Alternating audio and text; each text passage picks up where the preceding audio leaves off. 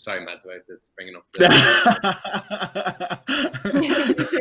I knew you were going to bring that up. It was 15 years ago. Who's on the show? Mads? Okay, yeah, I'll bring it up. House of Rugby Ireland, here on Joe, together with Guinness. Game changed. Hello and welcome along to House of Rugby Ireland here on Joe and together with Guinness. I'm Eimear and I'm joined this week and every week by Ian Madigan. We'll be joined later on by former Connacht and Munster and current Bennett and Treviso number 10 Ian Keatley, but we're delighted right now to have Munster and Ireland captain and the newly married Kiera Griffin on with us for a chat. Kiera, Junior, welcome to the show. Cheers. Thanks a million, Eimear. Great to be here. So I find it very strange to call you Kiera Griffin. To anyone who plays rugby with Kiera Griffin will know that on the field we call her Junior and there's no surname, there's nothing else, it's just Junior. Is that just a rugby thing? No, even my family start calling me Junior now. So like sometimes mom and dad will call me Junior. But yeah, I know, like you know yourself, I don't react to Kiera or Kiera Griffin. If you call me Junior, you get my attention straight away, but Kiera takes a few seconds. I know, it's funny calling you Kiera, like in proper things like this, or when people do interviews with you, it's with Kiera Griffin. But like, where did it come from? Like, have you as long as I've known you, from the very first day I walked into Munster training and saw you there, I've known you as Junior, and it's just always been there. Oh yeah, was that when you ran at me when it was touch? Was it? I'll explain myself. Junior is after coming back from Ireland camp thinking she was, great. No, I and did I was not. like, who is this? And I noticed who she was. And she holds a grudge against me for life that I went against her, just trying to put her back in her place for on the Irish squad coming back into Munster training. I wish. Yeah, I say no. But yeah, Junior came my first year at Munster. I remember I played under 18s the year before, and I actually was still eligible for under 18s, but I went for senior trials just to try it. And I got in the squad. And so like I was the youngest in the squad by a good bit. So I got called Junior. So I've been Junior ever since. But Cool Runnings. You know the movie Cool Junior with the egg? Yeah. So Hob, Heather O'Brien, I think I used to have Hob and Ben Martin. I used to have to say, that the saying, I see pride, I see power. That was the thing. So like me being a young player on the squad, I was like learning off this saying to make sure I could say it properly whenever they called it. But no, so it just has stuck ever since. Like I've just been Junior. Yeah, I think in rugby, where nicknames are obviously very popular, but I think for a young guy coming in or a young girl coming into a squad, when you get given a nickname, it can actually be a kind of very welcoming thing. You kind of feel, all right, I'm part of the group now. Like they've branded me with something. And over the years that I've been involved, like some funny nicknames come about, and it's generally when someone doesn't like the nickname that it really sticks, if they try and fight it a bit. Yeah. No, do you have one, Ian? I'm generally called Mads, but like that was only really when Joe Schmidt came into Leinster. He started calling me Mads, and it just kind of stuck off the back of that. But look, I like that. I think, I don't know what his thought process was behind calling me. It probably was a bit mad and a bit hard to control. But I think most players have one. I don't know if you have one, Eimear. No. Bossy Boots or something like that. Oh, Eminator. Eminator. She does have one. Eminator. That's her.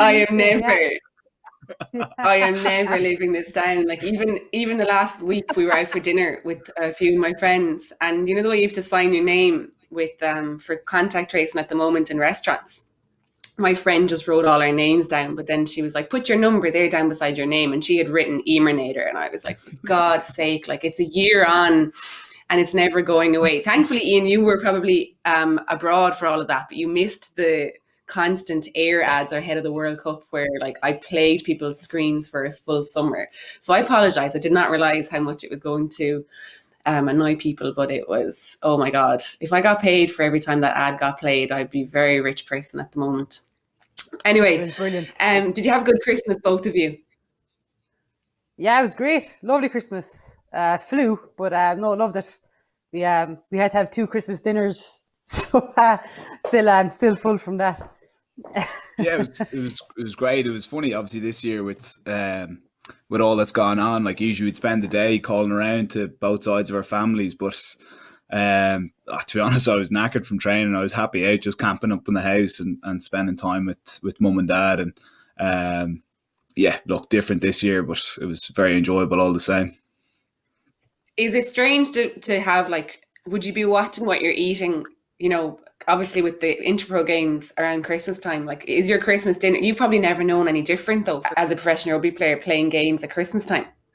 Yeah, like literally for the last 10 years, it's been a huge part. But the Christmas games are something I really look forward to. I don't mind the kind of few sacrifices you have to make, whether it's not going out or watching what you eat, making sure you're staying on top of your training. But I find it's a time that the squad really comes together. You're all in it together. You're coming in, you're making sure you get a good training week done, and then in the lead up to the game, it's going to be a real match. And obviously they're always interpros in Ireland, so look, it's you've obviously got to keep an eye on what you're eating and what you're drinking. But I still tuck into my Christmas dinner, and it was no different this year. In fairness to my dad, he did the cooking for the first time this year, so the expectations were low, but in fairness to him, he stepped up, and it was great.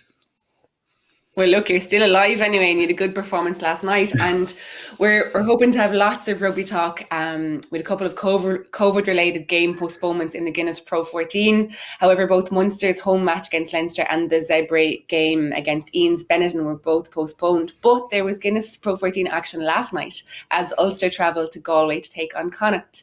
I was in the sports grounds working with TG Car, and it is always the coldest place and a very difficult place to get a win, Ian. But a good 32-19 win for Ulster. You must be delighted with that. Yeah, it was a great win for us, in really tough conditions. We went in, I think it was 14-9 down at half time, and I think Connacht had about 80% of the possession, but we knew that was actually a really good result for us. We were going to be coming out in the second half playing with the wind and the slope there, and it was a very satisfying performance. Obviously, it's been a tough couple of weeks for us. We lost to Toulouse, lost to Gloucester in 2 games that we, could have easily won. And then obviously with the, the announcement of Marcel leaving, we definitely felt as a group that we were under pressure to make sure we weren't going to go 3 losses in a row. And, the flip side of that is we've kept our win streak going in the Guinness PRO14. So hopefully we can make it 10 in a row against Munster. Oh, God. The 2 Munster women on here now. Oh. But Dan McFarlane was pretty happy. Like, even before the game, he said, like, your record against Connacht away in the sports grounds wasn't very good. I don't think you got a win since 2015 in the sports grounds. Like, it's not an easy place to get a win. So, like, it wasn't looking very well in the first half. But, what happened at halftime? Or did you guys as a squad pick yourselves up at halftime, or what was said, or who spoke in the dressing room? Because it was a completely transformed Ulster team that came out in the second half. And yes, the conditions changed, and yes, the wind picked up, and I don't know, did you know the wind was going to pick up? But it all worked in your advantage for the second half. Yeah, certainly. Like, we went in at halftime, and for the amount of possession that Connacht had to have only been 5 points up, we knew the game was going to swing back our way, and it was really impressive in that first half that we just hung in there. And when Connacht did score, and they scored 2 great tries, at least we made them work really hard for them. It was, multiple phases, loads of scrums, lots of big defensive sets from us, and that, really galvanizes a team. We were all in it together, digging in deep, and even for the Connacht lads, I'm sure they felt like, Jesus, it's actually very hard to get over the line against these lads. And then we came out in the second half. In fairness to Elby, he controlled things really well, kept us moving forward. Our pack really stepped up with just holding on to the ball, and we knew that if we just kept the scoreboard ticking over, and then we snuck in for a try, and suddenly then it's really difficult for Connacht. You're playing into a really stiff breeze to then have to go the length of the pitch to try and get themselves back in the game, which they did once, in fairness to them. It doesn't really matter how you win. Like, it's just about getting a win, especially on the road and around Christmas time. I don't think you see too many away wins. I think, I'm sure Leinster, if that game had gone ahead, I think that would have been a really tough game for them in Thomond Park. It's completely different though without the crowds. Like the sports grounds traditionally is hard to go to, and the same with Thomond Park. They're hard places to get wins on the road. But like last night, it was bizarre, and you could hear everything. Like, and every single moment, you guys celebrated. Like every turnover, every double hit, you could hear screams from the sideline. And I don't know, was it because it was just an empty stadium? But I really think the Interpros one are different. They're very intense, and there's a lot of rivalry between them. But last night, I haven't seen the rivalry between the teams. Like, I know obviously it got a bit hot-headed for celebrations at one stage, but would that have happened whether it was Leinster, whether it was Munster? Is it just an Interpro thing, or is it just but you guys celebrated every win last night? Yeah, I think in a game like that, when you're playing in poor conditions, you're not going to be celebrating an amazing try when, there's 15 passes, loads of offloads. So I suppose what you end up having to celebrate is the smaller wins, someone getting over the ball, getting a turnover, coming up with a big hit, forcing a knock on. And, without the crowd in the stadiums, you've got to be able to create that atmosphere. And we're very lucky with some of the young guys coming through, the likes of, James Hume, Stuart Moore. These young guys, they're full of energy, and they feed off that. Like when someone else does something well, they'll be the first to go up and, give them an ass tap and, smack them on the back and say, well done. And that's an energizer. Every player feeds off that. And then when they do something positive, they get it back off all the other guys. And, I'm sure, Kiera as captain, I'm sure that's a big part of what you be looking to do. And, what would you view your kind of your leadership style as captain? Yeah, I suppose Eimear might be a good one to ask her. But yeah, I'd be similar. I think to say, I love that you can ask. I love breakdown. I love turnovers. I love hitting rucks or being a menace. And I think it's those mini things, those mini victories that are so important in games. And I remember just with the weather outside, our game in Donnybrook in the Six Nations against Wales, it was Baltic and it was freezing. And at half time, it just changed and started sheeting down. And similarly, we brought it really tight and just trucked it. But I think we all just got such a buzz off that because everyone just bought into it. And it was the mini wins, sealing over the ball, getting a goal presentation, things like that. That fine, we got some great tries in terms of intercepts and all that, but a lot of it is the mini things. I think the small victories make such a difference. And like you said, you get another gear out of it. You don't feel tired. You get a real great buzz, and you want to keep going.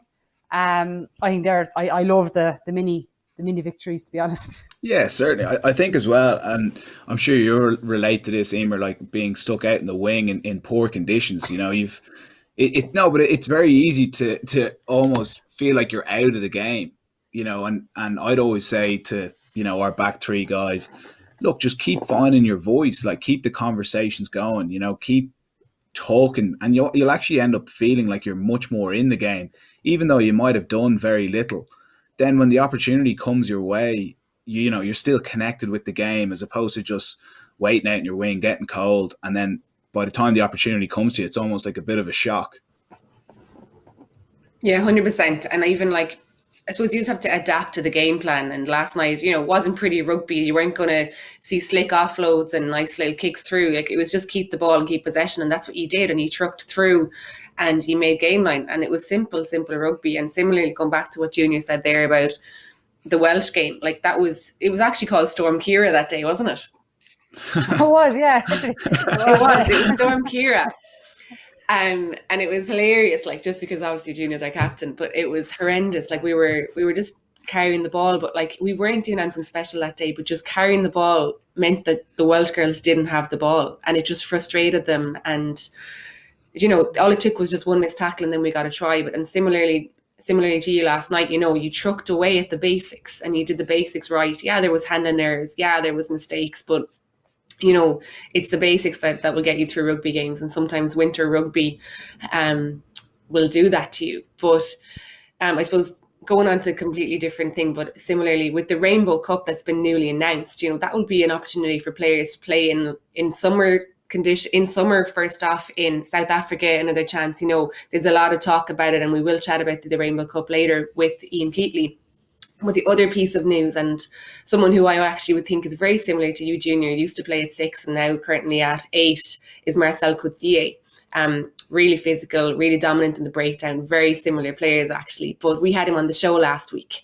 But the big news is that Marcel Coetzee is leaving Ulster to join the Bulls. Is that disappointing for you guys up in Ulster, Ian? Yeah, certainly. Like it's disappointing for the players, and it's disappointing for all the supporters. And the reason it's disappointing is because he's such a good player, and he's been so good for Ulster over the last few years. And you know, Marcel came in during the week, and he asked to speak to the player group, and he stepped up and he spoke really well, and he kind of gave his reasons why, you know, he wanted to go home. And I think it's really important to note he is going home. He's going back to his home country to play for, you know, a club in South Africa. And you know, it's been tough, like especially over the last year through the lockdowns, and you know, being away from home, away from your family. Guys relate to that, and Marcel was straight up with the group, which we all really respected, and he gave his reasons. And the respect we have from him there, as you saw on the show last week, the energy he brings in, you know, across the board in training every day, every time in games, he's the guy who's leading from the front. So the respect we have for him is through the roof. And it was actually the first time after, generally when a player gets up and announces he's leaving, it's kind of stone silence, and then you just move on with the meeting or whatever. But he got a seriously big round of applause, which I thought was a lovely touch. But it was also a measure of the man that he is and the respect that he had within the group. And even afterwards, you know, guys going up and hugging him and saying, look, you know, let's make the most of this season, you know, and really enjoy that. And let's not focus on any of the negatives that might be out there. Yeah, I think so. And after chatting to him last week, like, you can really see how much of a good guy he is. And I think that was great that the Ulster fans and Irish fans can see, you know, the character he has. But also, he really did speak about his love of his farm and where he lives, and how it's a sanctuary to him. And like, it almost made you want to go visit where he lives.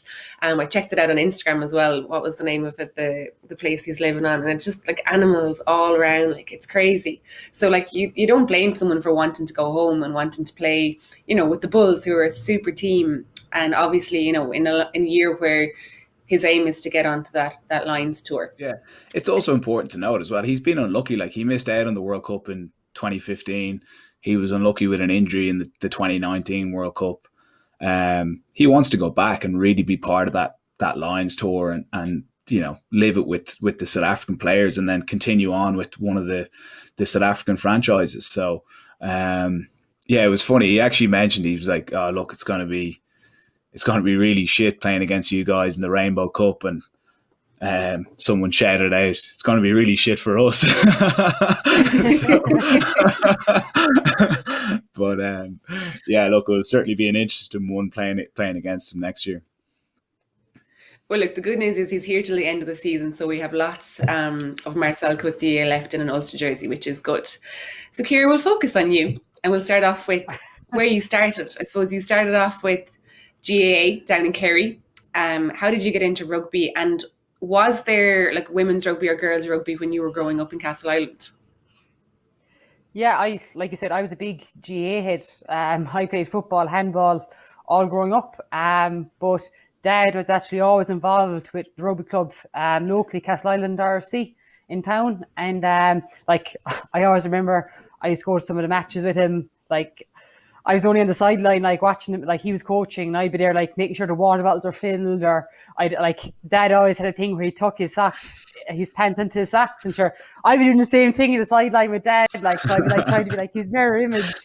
And so I always saw rugby and had rugby that way. And then I really wanted to start playing, and me and Fiona, my sister, used to always play at home like that. The one thing with Dad being a coach, there was always rugby balls around the house and cones, so we great crack that way. But then when I was 14, I kind of got onto, I suppose I was pestering really. I was like, Dad, can we have a team? I was going around school. I was like, you'd like to play rugby? Like, yeah, come on, you'll try it. You'll play rugby. And I was like getting all my friends to kind of get the pressure on to get numbers for our team. And finally we got it. Thankfully, John Mack and Breed O'Donoghue, they were brilliant. They were my first coaches in Castle and I love it. I remember my first session, pouring rain, standards, middle of winter, and we got to play on the all-weather pitch in Castle and I used to love that pitch. And got to train there, and just that's where it took off from. Got to train and play away. I think I played, was it 2 matches or 3 matches my first year, but that was brilliant. Like, I remember my first match was in Abbeyfield, under 14s, and I just loved every minute of it. I loved it. So kind of got the bug from then, and kind of took off really. So yeah, thankfully Dad listened to all my pestering, and we got a team. I think the funniest thing there is that, like, for you, Ian, probably, like, you as a male rugby player have always had the pathways in place for you. Like, you never have to go begging for a team. You wouldn't stand on a sideline with your mum coaching a women's team and not have a team for you guys. So it's just a completely different shift in mindset. And I think, Junior, you're one of the lucky ones also that did start off with rugby at 14. There's quite a lot of women. Like, you were 10 years ahead of me for rugby. Like, you've 10 years more played than I have. Like, I joined rugby at 23. So, you know, I think you're really, really lucky. And there's more girls like you and Daro and Baven, Judy and the likes, you know, Leah, that have played rugby from a young age. And you guys are the lucky ones, I suppose. But what was your pathway from then into the Munster and into the Irish setups? Oh yeah, that seems like ages ago now. But I played under 14s and under 16s with Castle Island, and then I went to Mary I, the college. But I was actually still under 18s, so I went to St Mary's there for a year. Played with St Mary's. It's actually then I realised you could actually play for Munster.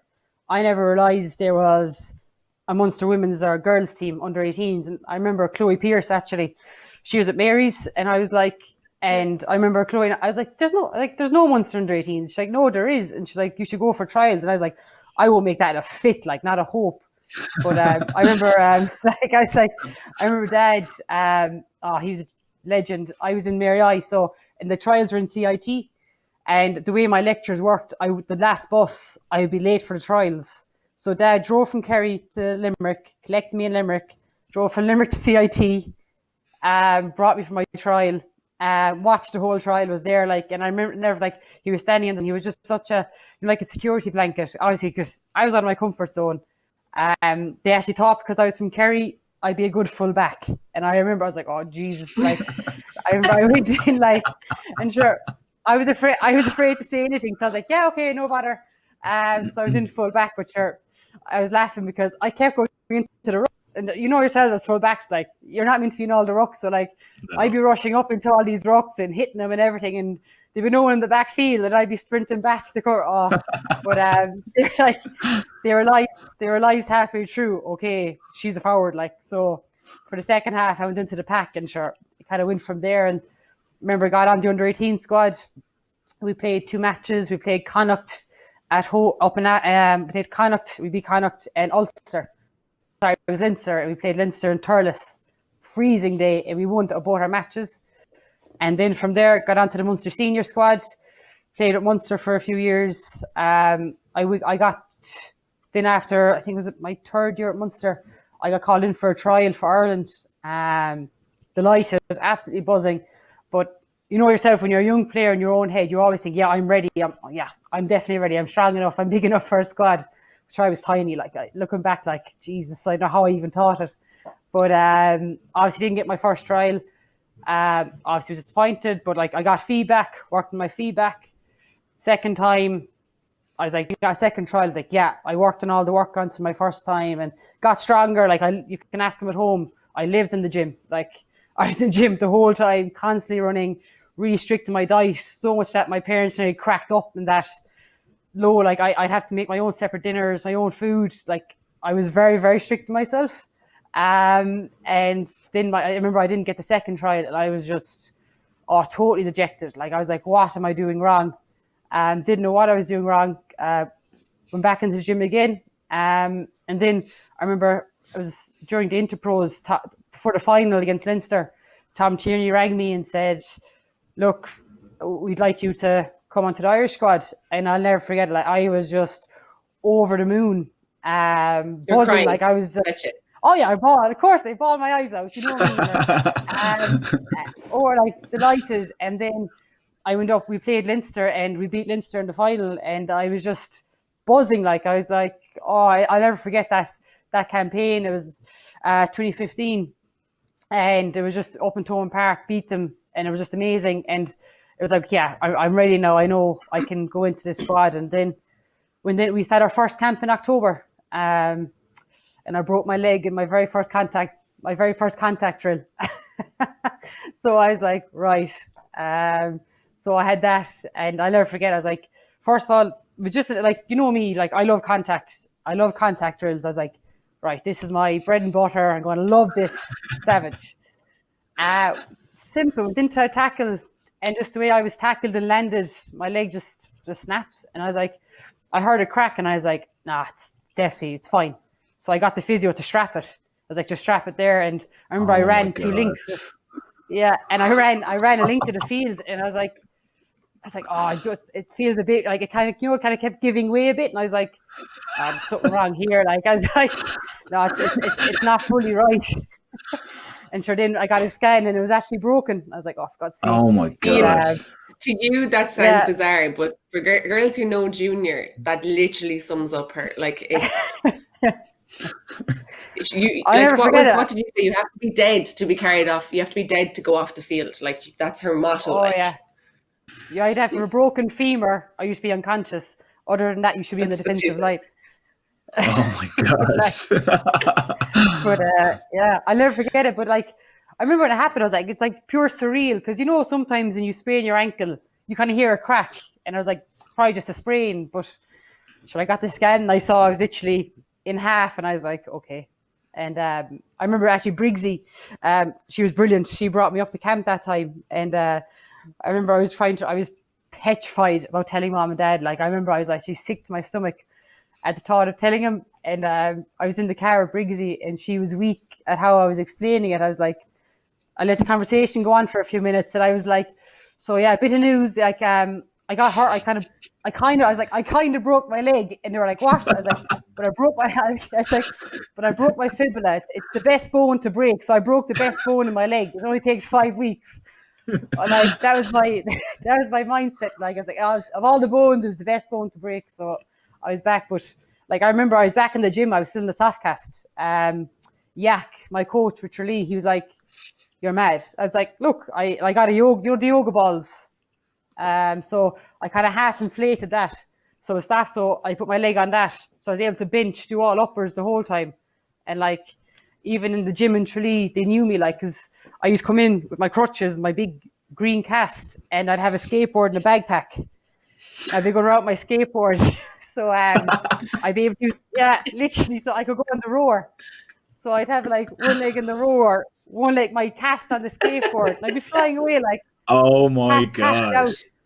Yeah, they knew me, like they just knew. And there was a few yoga balls there, and they actually just deflated one for me. And I was there at my crutch, hitting it along as I was going, so I could do all my exercises. But, I actually remember seeing a video. I think Sonny Bill Williams he tore his Achilles, and he had some similar kind of contraption. I'm not sure if it was a skateboard, but he was on the rower, and it just shows you where there's a will, there's a way. But I think while that like getting on the rower, it mightn't be a game changer while you're injured, but it's just having that mindset of I'm going to get what I can done here. And then when you come back, like that mental strength that you've kind of built up through the injury really kind of stands you in good stead when you get back involved with the team. Yeah, that's it. Because I was like, I could mope and be upset, or I could get a stronger upper body. And I was like, look, I can work my uppers here, get bigger shoulders. And it worked out for me. And I remember I got back in, like, I remember it healed within 5 weeks. So I broke it in October, November. I think by the end of December, I was back running and everything. So like, I was really lucky in terms of my recovery. My rehab went well. And I was back in camp for the first week of January, fighting for a place for Six Nations. So like, I only missed maybe 3 camps and 1 match, so it could have been a lot worse. So timing's everything, I suppose. But it could. And then, I got into 2016, made the squad and got my first cap against Wales up in Donnybrook. They kind of took off from there, really. So, I it's been a roller coaster since then, a whirlwind. But yeah, I'll never forget. Those few months really stick out. But I think it's things like that. Like, you know yourselves from injury, they make you appreciate it so much more. And especially when you get injured, just when you get in, you're like, for God's sake, like the world's against you. But it kind of makes you realize, no, it's worth it. Like you fought so hard to get a chance that you're not going to leave a small injury, like, take the chance away from you. Yeah, look, for me, listening to here, Kiera, you know, it's incredible hearing your drive, and you know, it's no wonder that you're captain of the team. How did that come about? Was it something that you would have liked before you were given the opportunity, or? To be honest, I never thought I'd be captain, it's not something I always just wanted to play for Ireland, be a back rower, you know, just be a solid, like be a solid player. That was always my goal. And I kind of just, when I go out and play, it's just totally just to go out, cause havoc, enjoy it. And I never saw myself as a leader, I suppose, like thought that myself. And I'll never forget the phone call from Griggs. I was actually teaching, and I got a missed call, and it was from Adam. I was like, oh, Jesus Christ. I was like, I'm getting dropped. I was like, something's going, like, you know, it was just in my head. I was like, check it. I was like, I must have done something bad or something bad. Like, I was like, oh my God. And then I remember, like, I ran out at lunchtime and rang back, and he's actually, would you like to be captain? And I was like, he's like, you can think about it. And I was like, no, yeah. I was like, 100%. Like, I don't need to think about it. Like, of course. So, like, I had to go back in and into the staff room, pretend nothing happened. Like, and I was internally freaking or like jumping up and down. Like, and Are you telling me? I had to go. Are you telling me you didn't cry? Are you telling me you didn't cry? I didn't cry, no. Imagine. But I remember I got off the phone with Adam, and I rang Dad straight away. And Dad was just like, he was over the moon. He was shocked. Like, you could hear he was shocked, but he was just thrilled. And then I rang Damien as well. And they were both like shocked, but over the moon. And then I was like, okay, I have to go back to class. So I just like hung up the phone, went back in, and like, I wasn't focused on what I was teaching at all after. Like, my head was totally gone. And I was like, yeah, do some handwriting, or, you know, I couldn't. You can write down Captain of Ireland, Kiera Griffin, in your handwriting. Oh, but like, poor thing is, I actually, I felt not bad for Damien, but like, we actually got engaged at Christmas. And then if like a week later, I was asked to be captain, and sure, like, that kind of totally overshadowed the poor engagement. But it was all right. Like, he understood. He was fine about it. But yeah, that was brilliant. And I remember when they announced it at camp, the girls, like, you were just brilliant. And you know, I had their backing from straight away, and I think that makes it so much easier when you know the whole squad is behind you, because you're like, right, it's just normal, nothing changes.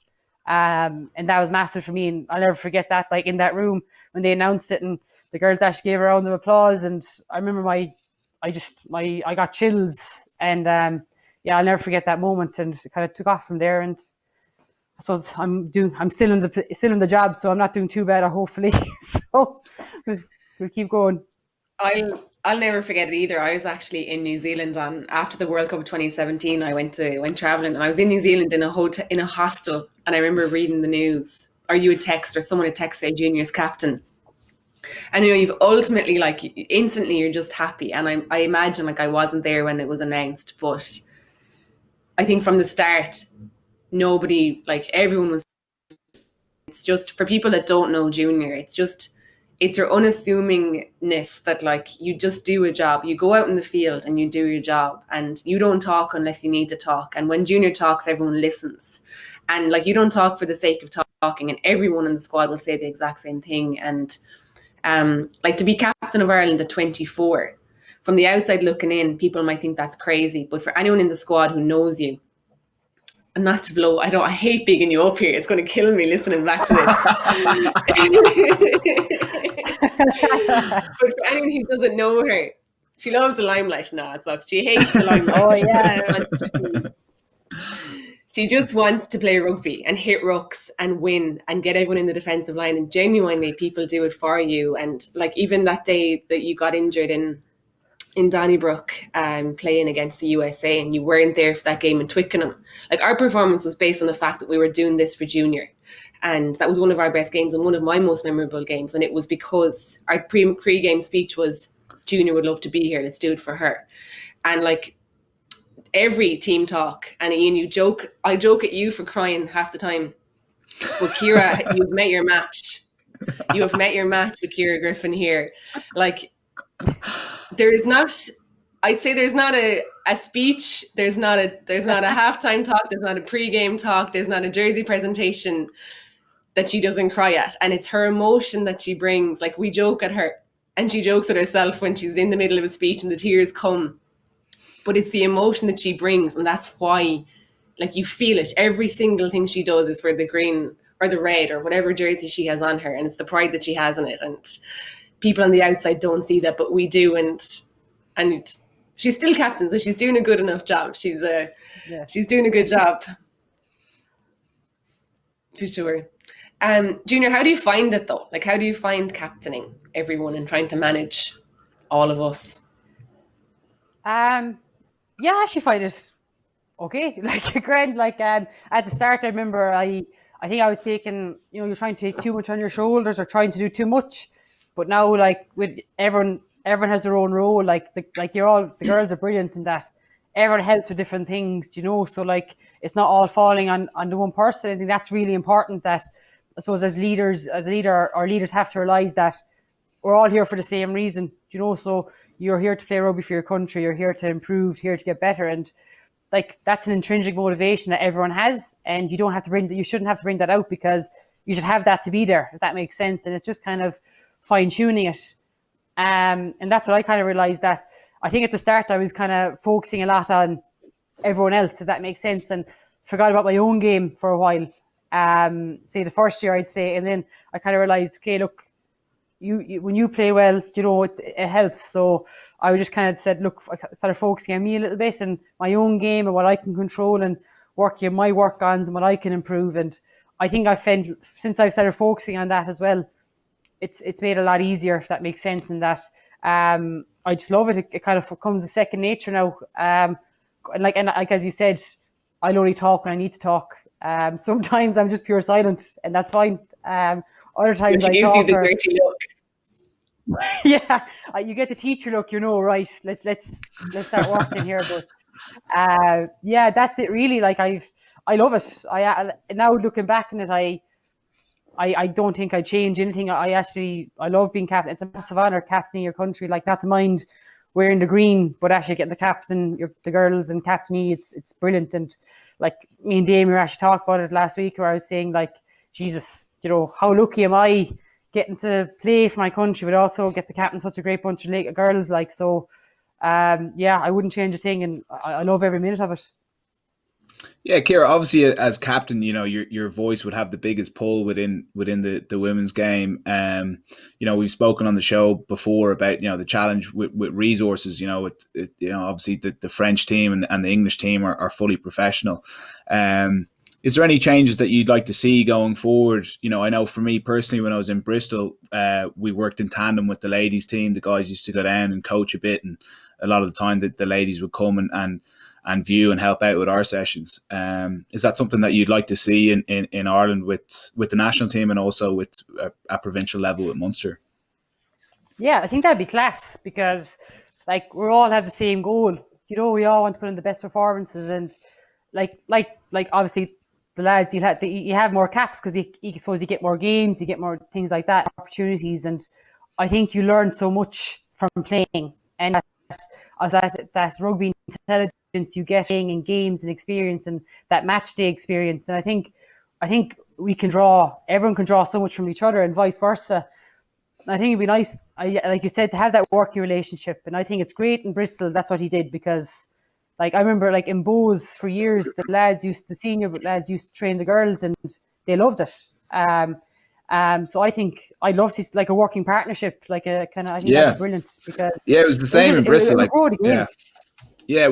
loved it in Bristol, and it was funny because we were going down and coaching a bit with the ladies.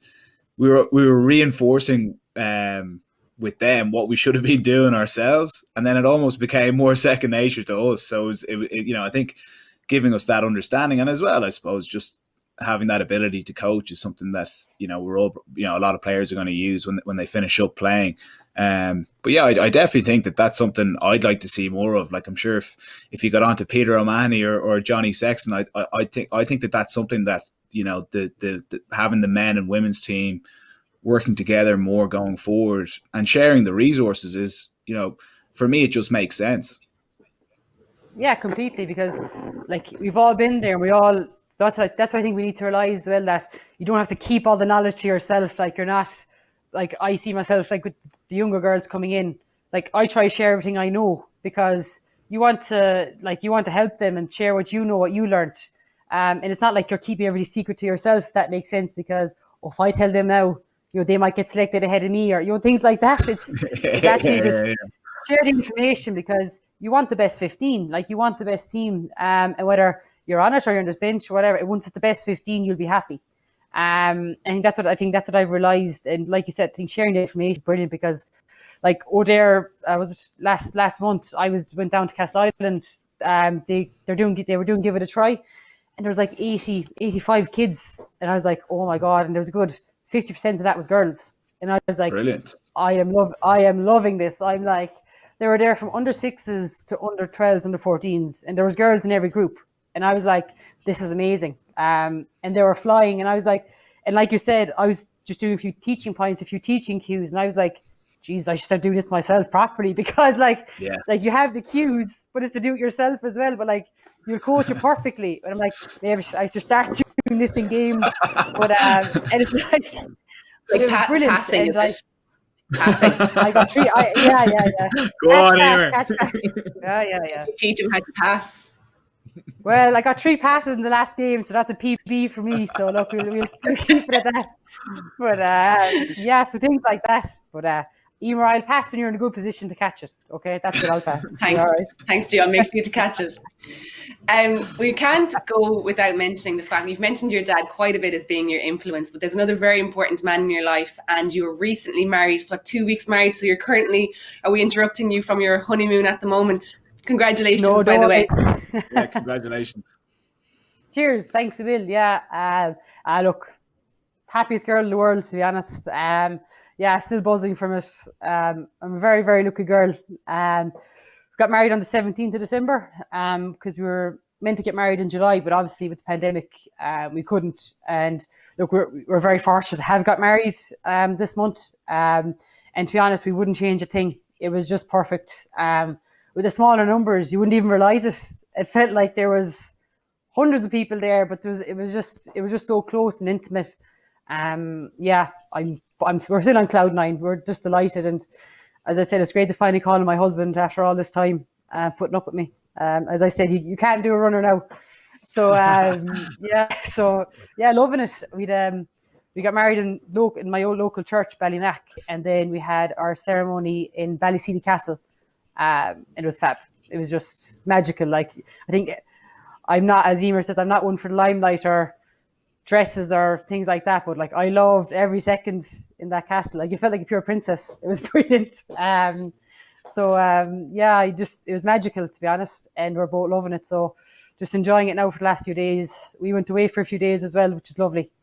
Just totally switched off and relaxed. And I think we both remarked it was the only time I wasn't concerned about doing a gym session, doing a rowing session, running. I switched off for 3 days, and it was actually fab. It was brilliant. So it was really enjoyable.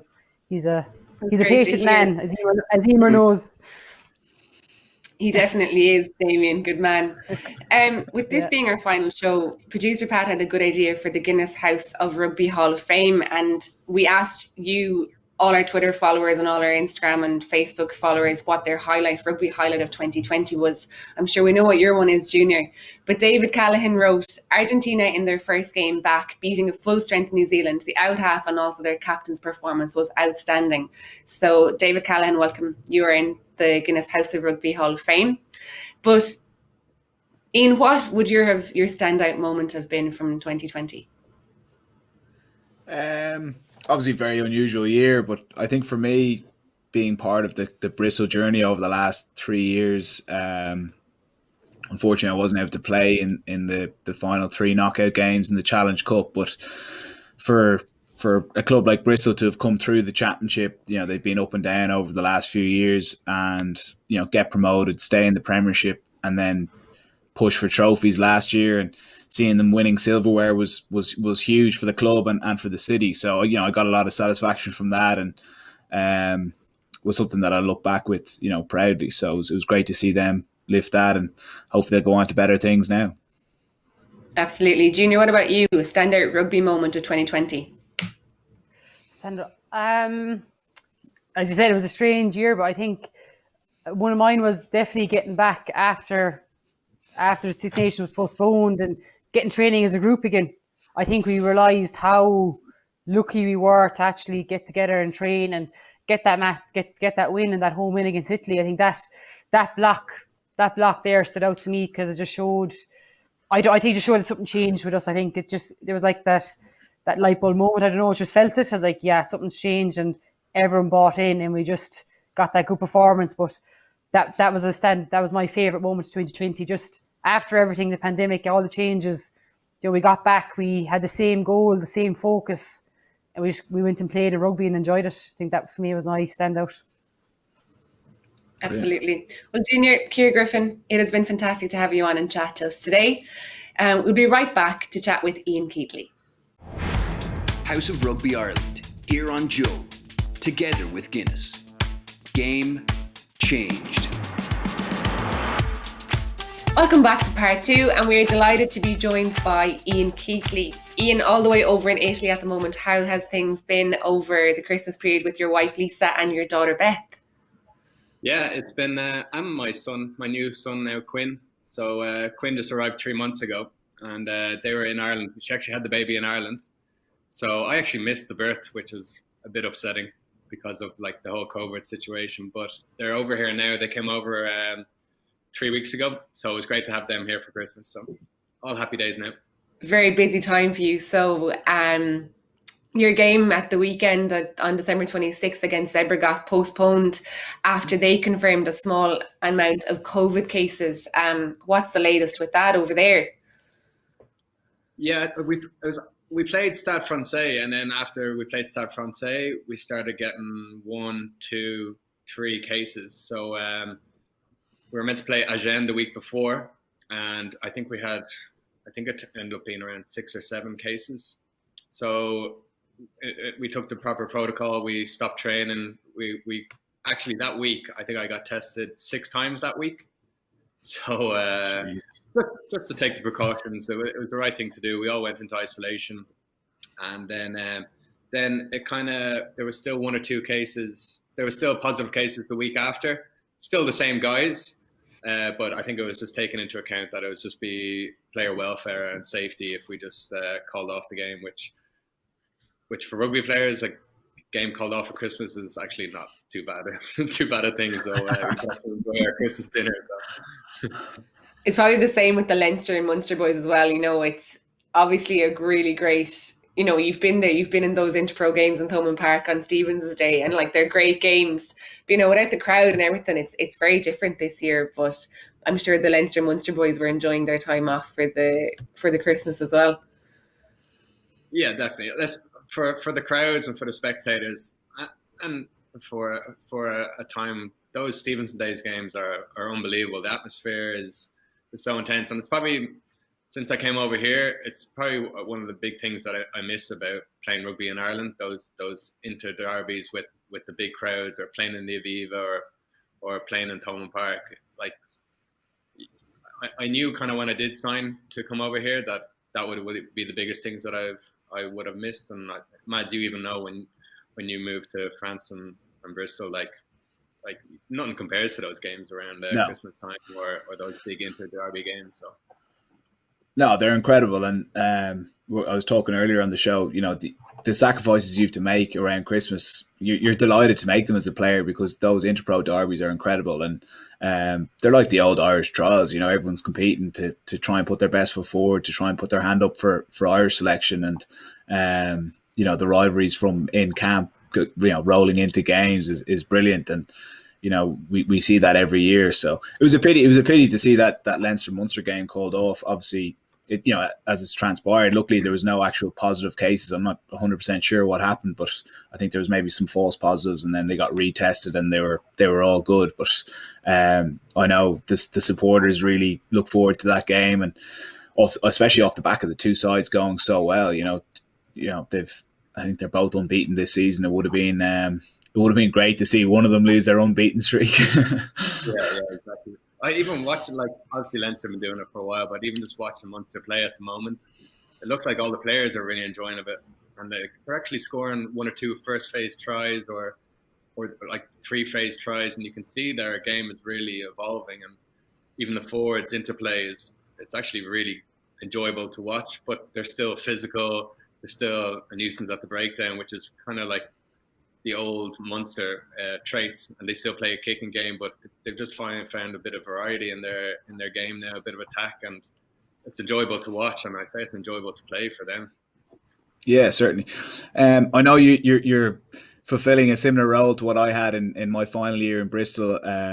Obviously, Callum Sheedy was kind of breaking through into the team, and I, my role ended up turning into managing him and improving him as best I could. And obviously with Treviso and Italy, Garbisi's really stepped up this year. How have you found working with him?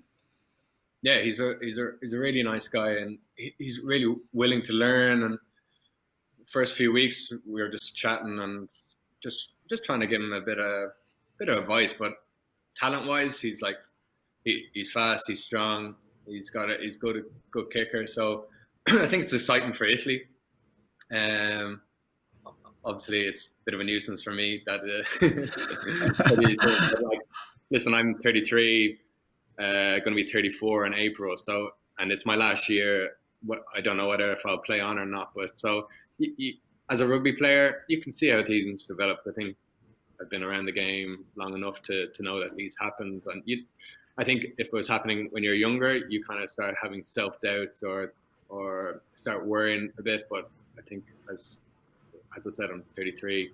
I've seen all this happen throughout other years. See how the game works. See how you have to develop as a squad and bring young players through. So you can kind of accept it a bit more, and you almost take a little bit of, I wouldn't say credit, but you want to help the younger guys. Then you want to see them develop and come on, because you feel you have to get back to the game a bit. So I'm delighted with Paolo coming through. Yeah, certainly, and you've hit the nail on the head there. Your kind of role does change as your career goes on, and on the flip side of that, when you're a few years younger and you join Munster, you had the pleasure of working with Raj. How did you find that? Yeah, I found with Raj, he wouldn't really talk to you or give you advice. Like, he wouldn't sit down and mentor you, and I think everyone saw that when Sexton came onto the scene with him, with the two of them. But with Raj, you just kind of sit back and you watch him, and I found I learned a lot by doing that. People ask me when I went to Connacht, I played a lot. I played every game, but I probably didn't learn as much because I learned by playing, but I didn't learn as much because I didn't have the players like Raj or Dougie Howlett or Paul O'Connell, Lafemi Maffey at the time. And when I went to Munster, probably didn't play as much as I did in Connacht, but I was just learning to see how they do things, how they train, their communication, and that's how I learned more. I learned more by watching them, listening to them. So that's what I felt when I went from Connacht to Munster. Obviously, Connacht has developed on a lot more since I was there, and it's great to see that they have really been they've really stepped it up in the last couple of years. Obviously, winning the PRO14 when it was, but they're very competitive nowadays, and they're in the Champions Cup year in, year out. So. Yeah, certainly. I know you came into rugby late, Eimear. Was there anyone who kind of took you under your wing? Obviously, you were kind of late adopter, obviously playing Gaelic football through the years, and then joining rugby kind of in your early 20s. Yeah, I started off on the wing. I suppose everyone who starts off rugby late probably gets put on the wing and to stay out of the way, really. But I had Ali Miller. She phenomenal winger. Played for Connacht, actually currently plays for Connacht and Belleville at the moment. But she is phenomenal, and she just was always, even though I was her direct competition, she was always, you know, telling me what to do, to like, whether it's like, you know, you need to fend this way or do this in the backfield. She was the one that helped me. And then Nora Stapleton was another one. She was 10, and she told me something really wise. I remember in the 2017 World Cup, she told me that she started off in the wing, and then she realised that she wasn't fast enough for the wing and she needed to weigh up her options. And she came from Gaelic football as well. So she said, you know, okay, where are my positions? Where's open? 10 or 15? I'm not big enough for a centre. I'm not good enough for a 9. She's like, I'm either going to be a 10 or a 15. So she looked at the positions and she saw Briggsy at 15. She's like, no way, not budging Briggsy. And then looked at the 10 and obviously said, look, there's a vacancy there. So did everything she could to be the best 10 she could.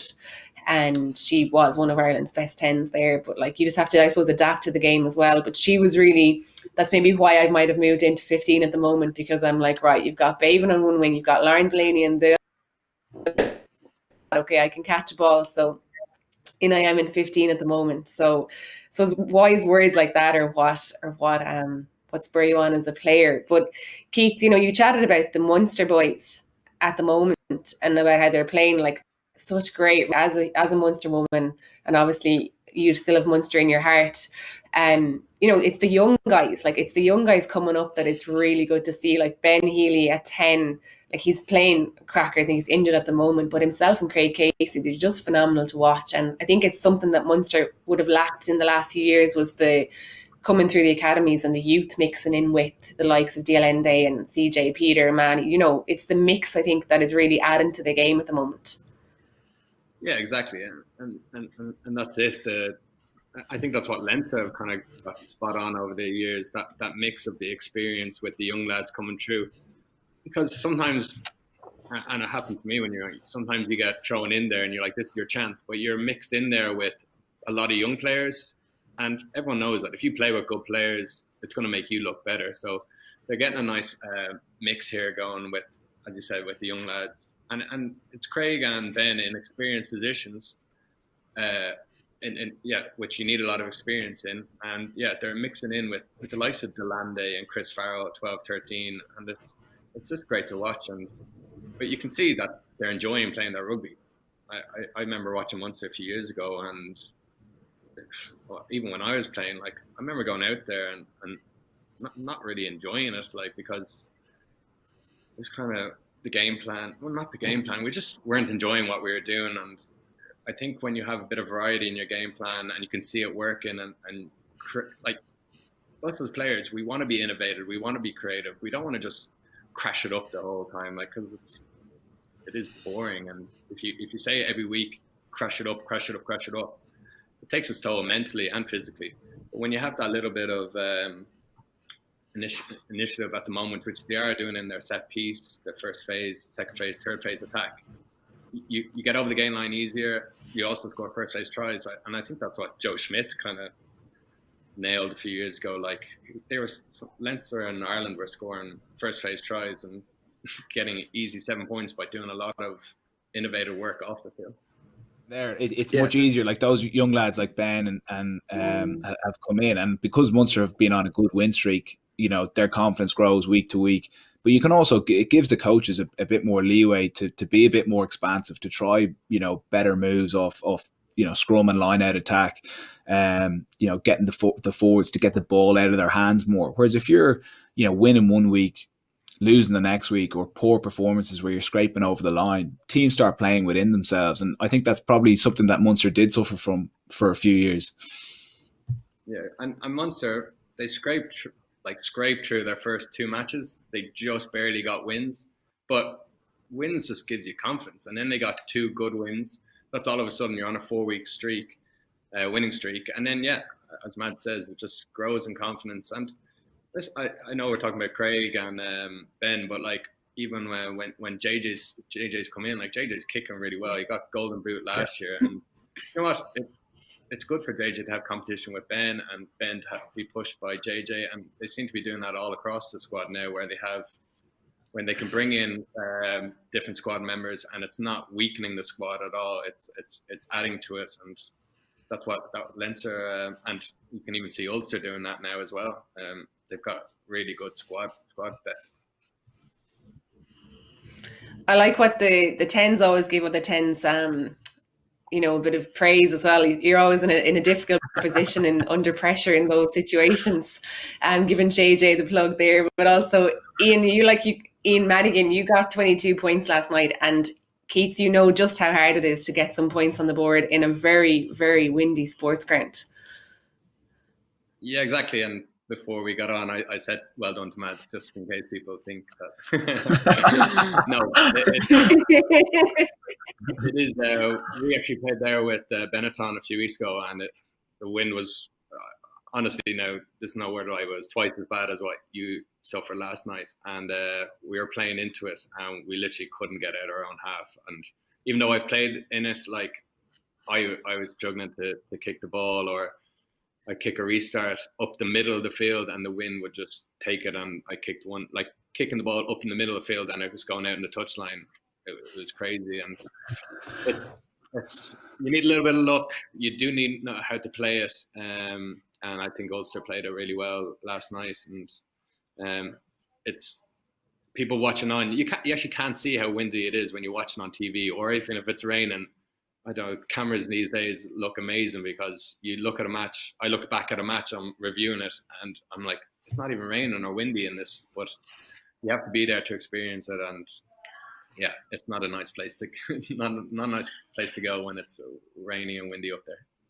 Did you find during your time in Connacht, did you feel like it was an advantage that like you kind of knew the slope and knew the wind, especially with goal kicking, but also with just general play? Like it's very difficult for an out half going there to not have played in those conditions. A lot of players now are used to playing in stadiums where the wind doesn't really get in. Find that was a big advantage for you guys? I remember JJ asked Roger a question about that with the wind, and Roger replied, goes, I don't play in those type of places. I play in stadiums.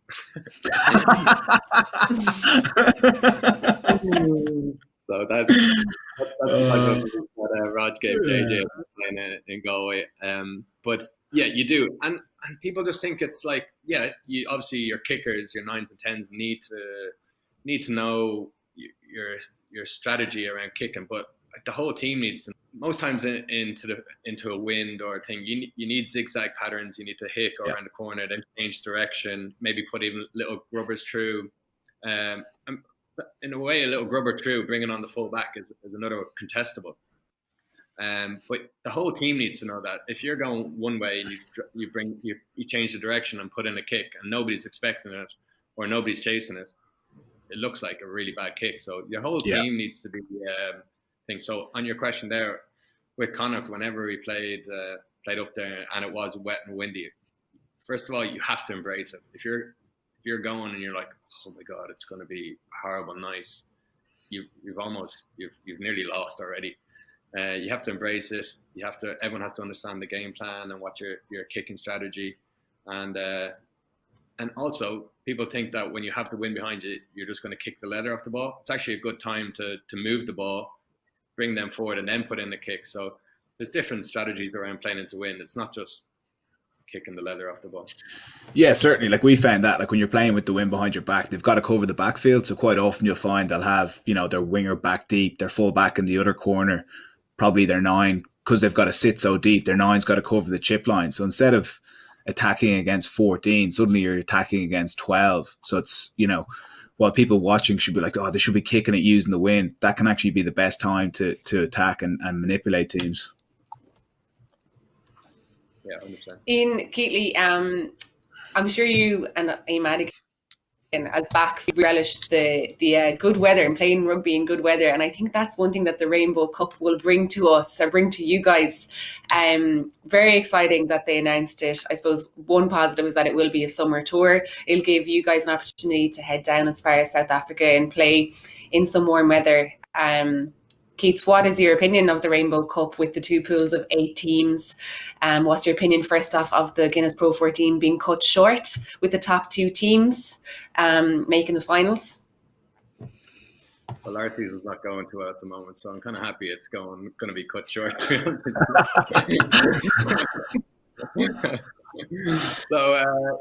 kind of happy it's going to be cut short. But do you know what? It's so exciting. It's great for the sport.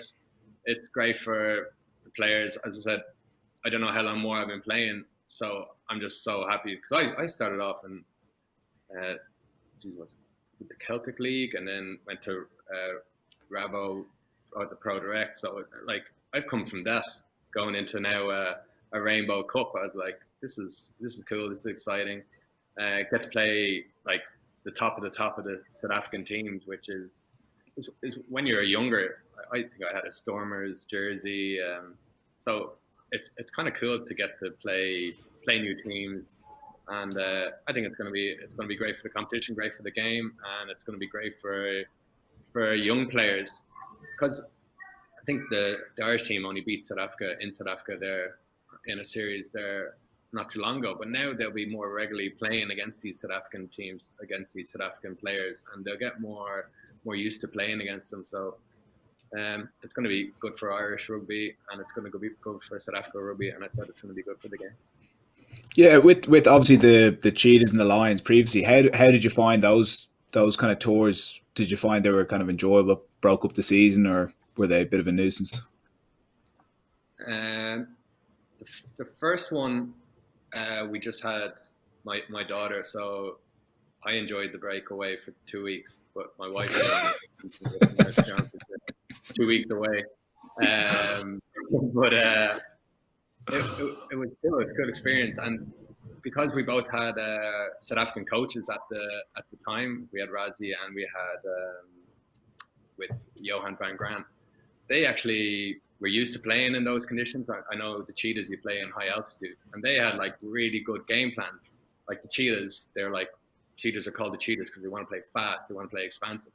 So we had a game plan to like do the opposite, like in between plays we would slow everything down, just get our rest. Like, and it's cool. You're obviously learning different tactics, how to play against these teams, and we ended up coming away with a win against the Cheetahs in Bloemfontein, which they hadn't lost there that season. So it was kind of cool. And then we played the Kings. We played the Kings in CJ Sanders' town, where he came from, and that was packed and it was mobbed because they all came out for CJ, and once again it was a cool experience. And just going down, we also stayed in Cape Town for a week, and then we stayed in another place called Monte Casino for a week, which is an indoor casino. So a lot of lads were out gambling and eating, so losing their match fees. yeah, exactly. But the best thing was on that tour we really became like a close-knit squad, which was great. Brilliant. Will it be 3-week tours you're going down for at this stage, or how long will the Rainbow Cup, like when you travel, how long will you travel to South Africa for? I don't know. We haven't even talked about it as a squad or anything like that. So I don't know. I don't really know the ins and outs of it. Mads, do you know? Yeah, I was talking to Bryn, who's our manager, last night. He thinks that it'll probably just be 1 week. So we'll have 2 pools of 8 teams. So you'll have 2 South African teams in your pool. You'll play one of them at home, one of them away. So the likelihood is we'll probably only be over there for a week, which is a pity. Yeah. You want a little bit of a holiday to a nice country.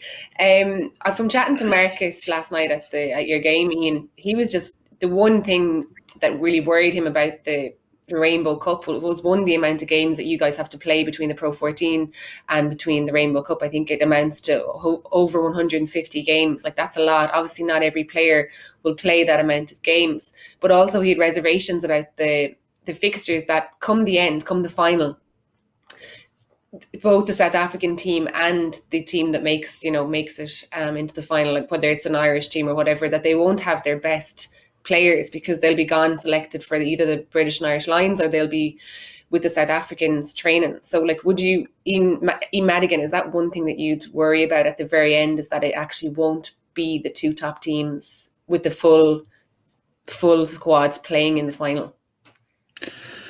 Yeah, I didn't realise that would be the case, but yeah, I think that will definitely take from it a bit, because traditionally for any of the Guinness PRO14 finals or the Premiership finals, the teams are able to retain all their players. So yeah, look, that will take from it, but at the same time, it'll be great for whatever players take to the field in that final. It'll be brilliant for them. It gives other guys in the squad opportunities, and the likelihood is, and Keats, you'll know this well, that like there's a large part of the squad who play 20 games in the league. Quite often, come semi-final or final time, internationals come back in and they almost get cast to the side, and that can be really tough. Whereas you could have international guys who only play 4 or 5 games in the league throughout the season, and then they're coming in for the semi-final and final, and it is a bit unfair in the way. So I think a big positive from that is that you'll see squad guys who've certainly earned their team getting to the final, getting the opportunity to play. So that would be great to see. That's a really great point, Ian. Yeah, I didn't think about that. And even like last year with Leinster, didn't Ross Byrne actually got to start in the Guinness PRO14 final because, he got them there. Whereas the year previous, he had started all the games up until the semi-final, and then Johnny came back. So I suppose it's given those guys the opportunity because they've got them there in the first place. So it's a really good way of looking at it. Ian Keatley, it is now time for the House of Rugby Challenge. Each week we asked our guests to talk about 3 items for us, and hopefully there's a nice story behind each of them. The first piece is a piece of rugby memorabilia. The second, a jersey you've swapped and held onto. And the third is something non-rugby that you treasure. So we'll start off with the first bit, a piece of rugby memorabilia and the story behind it. This actually came from the coronavirus. So I went home, it was obviously very bad in Italy, so we decided to go back home, and my mom and dad have kept all my my like cutouts or newspapers, like cutouts from when I literally first started from like school rugby, coming all the way up, and they didn't have time to organize it all, so they left it all we have like a playroom at home. So during those 2 months, I went through everything and organized all my cutouts, organized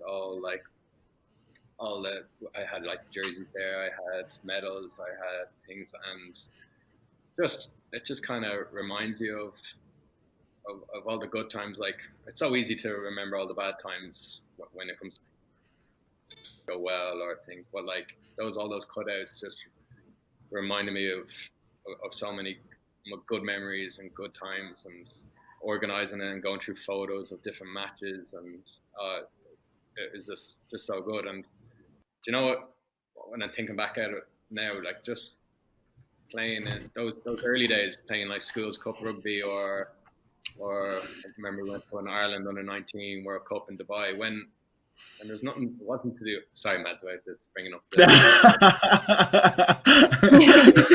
I knew you were going to bring that up. It was 15 years ago. Who's on the show? Mads? Okay, yeah, I'll bring it up. No, but honestly, like obviously there's the pressure of like knockout rugby in school, and you're going from first year to sixth year. Like, I want to win the senior cup, and like but the pressures of like no money, or like not get, like the press never scrutinized you or anything like that. Just playing rugby for the fun of it back in those days when you're in school or on those under-19 World Cups, you're not even thinking about jobs or anything like that, or mortgages. You're just playing rugby for the love of it. So going through all that memorabilia was just so good, so nice, and so it kind of reminds you where you come from and the path you've taken. So yeah, certainly. Like I think schools rugby is just so pure. You're playing with your best mates, guys you've gone through school with for it could be 10, 15 years by the time you're definitely 12 years anyway by the time you're playing senior cup. And as you said, you're just putting everything in just to get a win, and it is a really special time in your life. And I think once you move on and you join an academy and you move into a professional setup, you'll never actually have that again. And while it was tough losing that final to you in 2005, I have great memories of that year. It was an incredible part of my rugby journey. And I'm similar to yourself. I've all the cutouts. My granddad does me up a kind of yearbook as such of any cutouts or any highlights, and I certainly really cherish them. Yeah, well, Mads, you won it. Mads, is that the year that you you missed the kick into the post against Kilkenny College, and it was like 5 meters. No, Eimear, that was 2 years later. But thanks very much for bringing that up. Oh my God. Keats, to fill you in on it, the girls in the WhatsApp group were chatting last night about how well he was kicking in the sports grounds, and then one of the girls went to Kilkenny College and said, I remember when he cried for weeks afterwards because he missed the kick in front of the goals. Like, it was right in front of the goals, wasn't it, Ian? It was right in front and it wasn't too far out. But yeah, look, it was, you know, we both know, Keats, sometimes those misses make you stronger, and you learn a lot from it. And I know for me at the time it was particularly tough. I was probably thinking, geez, maybe rugby's not for me.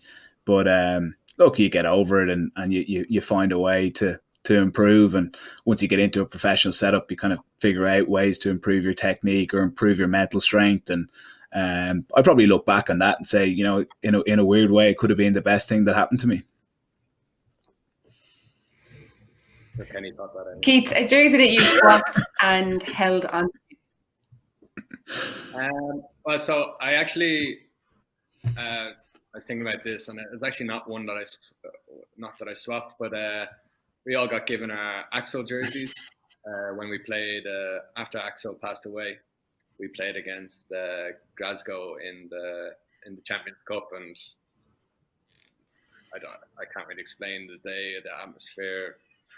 It's just an unbelievable occasion, and obviously everyone knows about how emotional those times were for us in Munster. But that's probably a jersey that I'll definitely treasure with Axel written on it, and I think that's probably my most treasured jersey now at the moment. Just that day and that few weeks, and it's probably it's a jersey that I'd never swap or give away for no matter amount of money.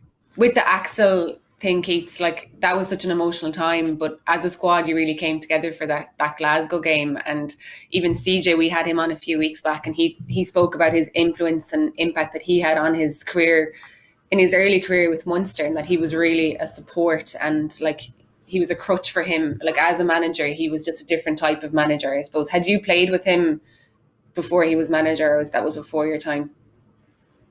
That was before my time. I think Axel had. Geez, I'm not that old, guys. Come on. You just talked about the Celtic Cup and everything. I was like, how long has he been playing? I was kind of saying that but no, that was before my time. So, but I always remember what Lansdowne Road and Axel, just with his scrum cap, his navy and red scrum cap, he always stuck out. And then I think I had him under my first Ireland A match. I think he was the forwards coach, and that's when I got to know him. And you actually got to know, like, everyone looks at Axel and you think like big, strong, hardy man, but he was actually like a little kid on the inside, and you really saw that. And I think he kind of lost that kid when he took over Munster. It didn't look like he was enjoying his rugby, and maybe because the results weren't going well, but I think that the pressures of the game got to him, because then when Razzie did take over and Axel went back to more kind of coaching and doing what he loved. Like, he was a coach. Like, he doesn't like telling people that they're not playing. He doesn't like organising all that. He loves coaching, and he was very good at that. And when Razzie took over, he went back to, you could see it in his smile. He was loving coaching again. And then it's a pity then he passed away around that time, because you could see it, he was enjoying rugby again. Absolutely, and it's really nice that it's a jersey that you've held on to instead of actually swapped, and why it is so memorable. And finally, Ian, what is something non-rugby that you treasure? This might be a bit corny and a bit cliche, but first thing when obviously Lisa went back home with my daughter to have our son, I was here for like 4 months, and I was literally on my own, and it's great because you go with the lads, you can concentrate in rugby, but then you come home and the house is empty, and it's like there's no atmosphere in your house. So I know it's a bit cliche, but you have to, like, your family and your like even my parents, I haven't seen them in ages, and you really notice it when you move away from Ireland, or even when I went to Limerick, like your close friends from Dublin, like you still see them, but you miss them. So, and then obviously, as I said there, those last 4 months away from my family were, and you probably don't realize that until you move away from home, how much they mean to you and stuff like that. So that's probably my treasured item, or not even an item. Yeah, big time. You've hit the nail on the head there. You know, it's really when you move away, you realise how special Ireland is and how much you cherish being around your friends and your family. And you know, for me, moving back and being back in Belfast and being able to get down the road to see friends and family, it's something I don't take for granted now, and I probably did take it for granted before I moved away. So I think having that realization and appreciation for it is you know, one of the great things you get from having moved away. Yeah, 100%. Yeah, and Perfect. Sorry, even the humor here, or like I could be cracking jokes and the Italian boys don't get it. So, mate, that was the same when you were here.